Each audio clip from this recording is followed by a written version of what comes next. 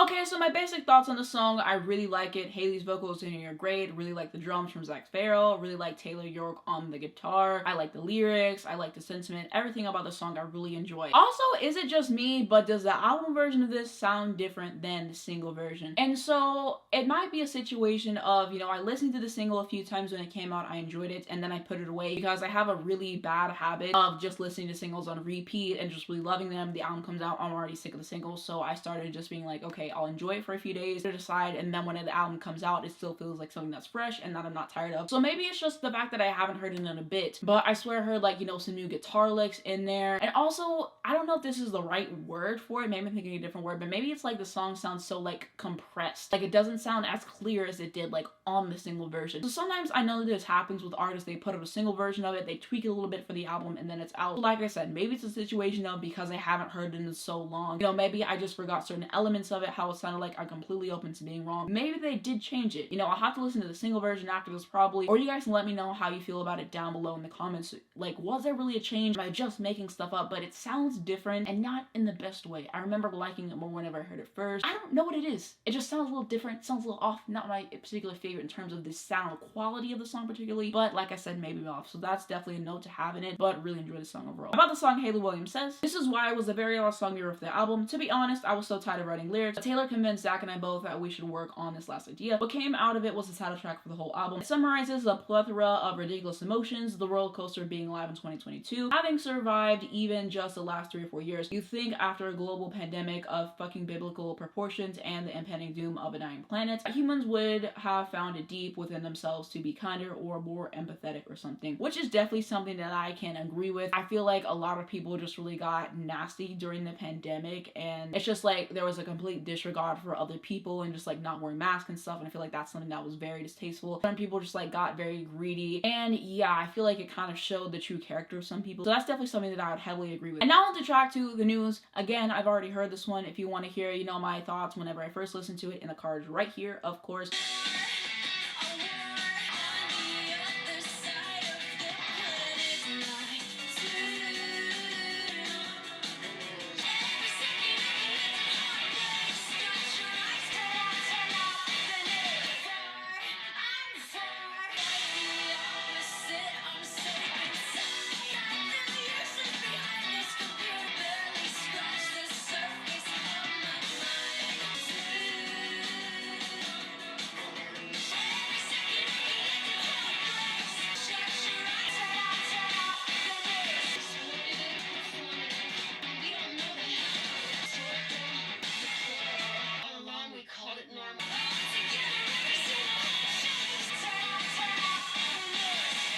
Okay, so my basic thoughts with this song, I remember whenever I heard it for the first time, whenever it came out, like December time, and my original thoughts, I was like, she's saying, you know, sometimes we have to turn off the news because it can really have a negative effect, you know, on our mental health and things like that, because, you know, you see all these horrible things happening, and unfortunately, you know, there's not really much that you can do about it because you're just one person. There's certain people in power, you know, news outlets that are going to push forth a certain agenda. That is something that can really be harming ultimately, and, you know, she's saying, you know, with this phone screen, like, I kind of feel helpless and stuff like that. Also, something that I believe I said is that it's really unfortunate how, like, school shootings and stuff like that, they happen so often that it's like we're desensitized to it and stuff like that, and just so many tragedies that happen all the time. It's just really unfortunate how we get desensitized to all of them, and there's just so much happening in the world that, you know, we don't even know about. And I feel like all that kind of like ties in. You turn on the news and your heart just gets broken again, kind of like how she was saying in the lyrics. That's kind of like always how I felt about the song listening to it. That was like my main interpretation of it and everything. That's how I felt in terms of that. But, you know, in regards to like the music portion of it, I really liked her vocals. I thought it was something that was interesting, really punchy vocals. I love the guitar in here. I thought that the riffs were interesting. I love the drums from Zach Farrell. I think that everything works, and then that's kind of like the message that I saw. And now on to track 3, Running Out of Time. Said I was gonna take some flowers to my neighbor. Ran out of time. The dog a little further than the traffic light. The extra mile. Intentions only get so far. I'm always running out of time. Always running out of time. I hit the snooze on my alarm 20 times. I was just so tired. Spilled my coffee, crashed my car, otherwise would have been here in time. A harsh reality to dig good food. I'm always running out of time. I'm always running out of time.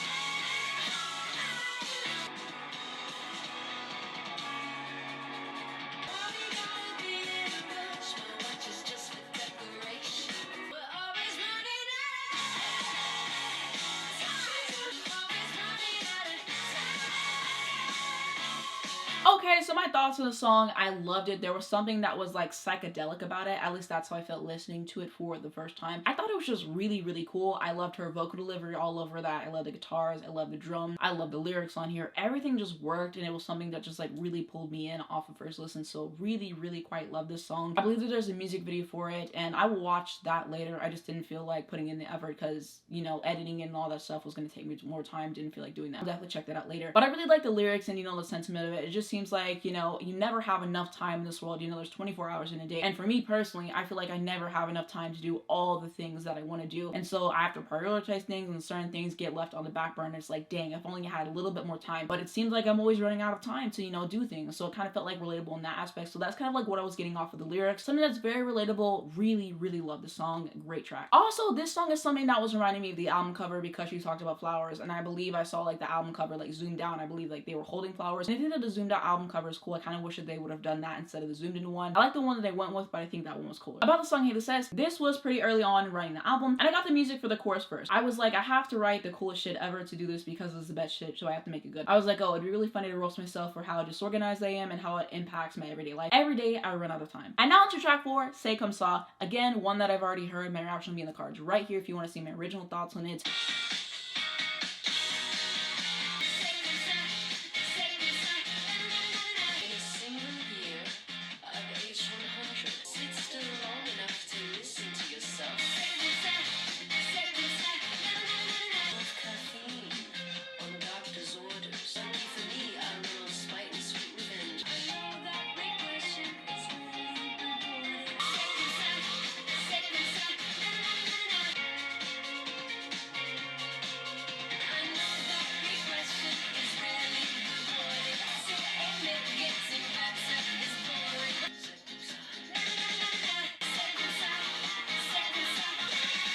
Okay, so as for my thoughts on the song, as I said before, I really do like it. I think that the spoken word verses are very cool, and that's typically something that I'm very split on. Sometimes spoken word verses in a song work. Sometimes I think that they're corny and it just does not work or translate at all. But I really think that in this song, you know, Haley really nailed it. So I like that aspect about it. I think that her vocals are great. I really like guitar and, you know, how she's matching up with that with the vocals. I really like the drums from Zach Farrell. So everything kind of gels, and I really like the lyrics as well, saying, you know, regression is rarely ever rewarded. And, you know, I really like everything on the song. On the song, Haley Williams says, I'm trying to get unaddicted to a survival narrative. The idea of imminent doom is less catastrophic to me than not knowing anything about the future or my part in it. The guys and I are all in much more stable places in our lives than ever before. Somehow that is harder for me to adjust to. And yeah, I could definitely see that. And it's probably a situation of, you know, you're so used to chaos and everything that when everything is not chaotic, you're like, wait, this is different, you know, and it kind of like just throws you off because it's not something that you're particularly used to. And now to track 5, Big Man, Little Dignity.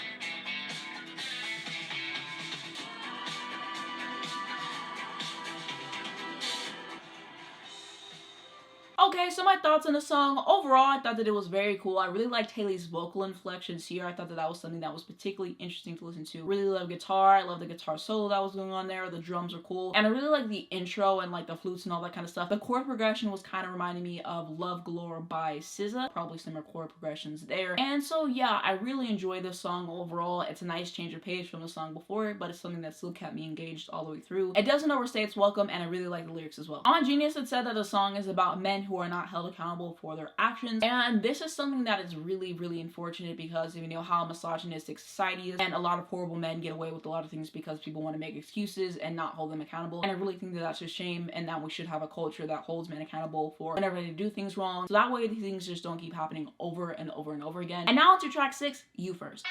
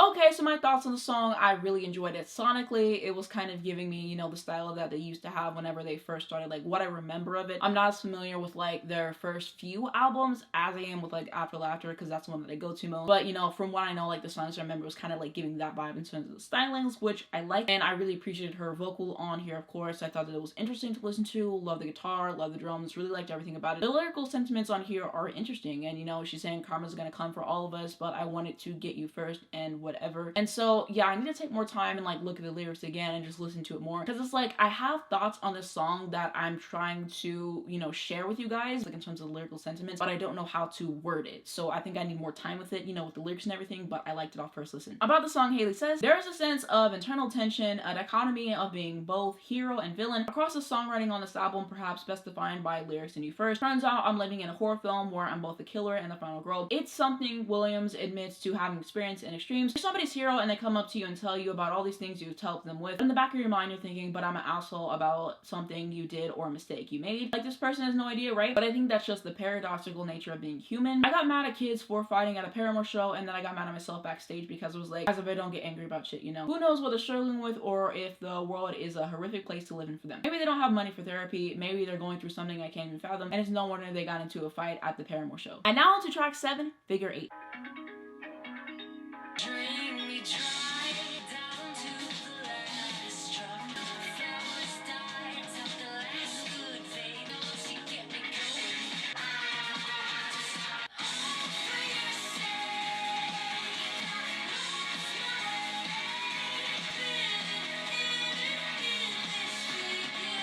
I was only being kind, but you mistook me for weak. Once again,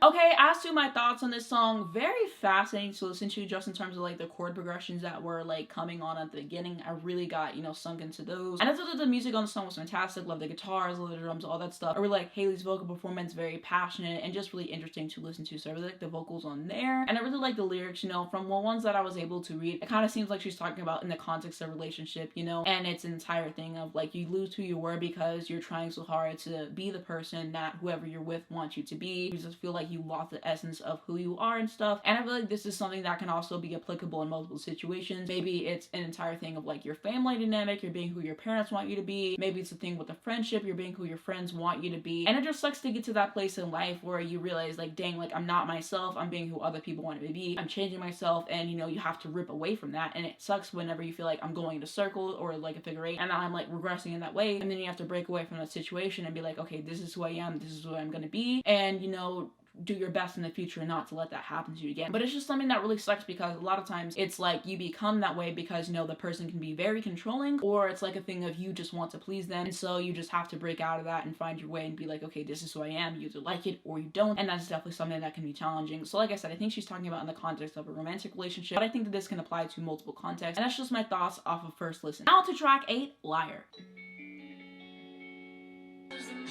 it's hard to say. Back in the grenade, keep you safe from me. Love highlights you. Always the truth. Got you good at fighting chemicals, wading through the fog and then it disappears. Should I deny crystal clear? My love highlights you. Always the truth. It's not an easy thing to admit. Don't be ashamed of it. My love highlights you. Always the truth.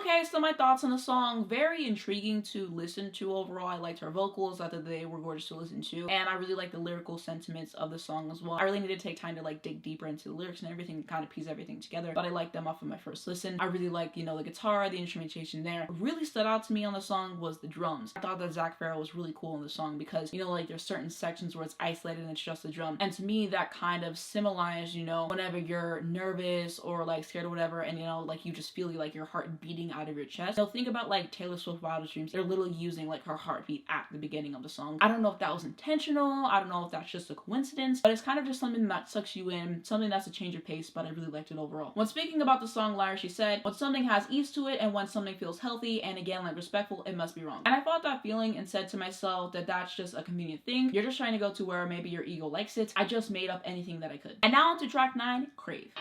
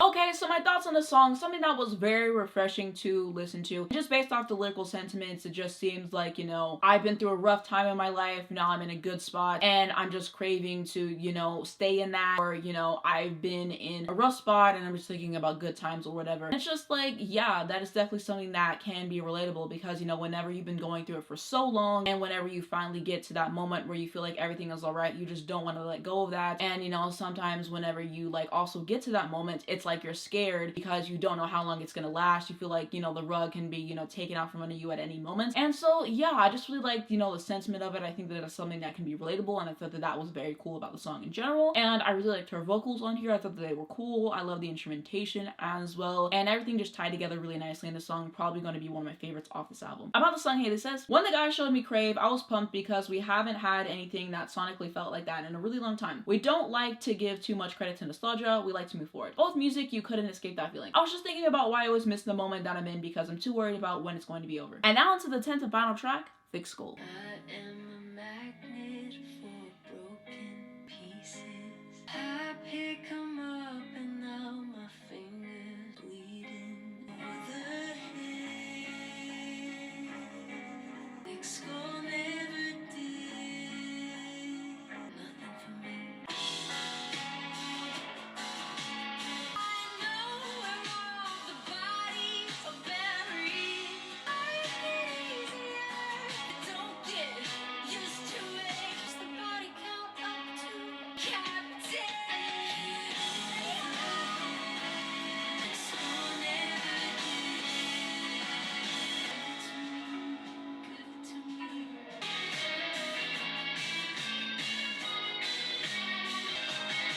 Come on out with your hands up. Get over the head. Skull never did. I pick 'em up and now my fingers bleeding.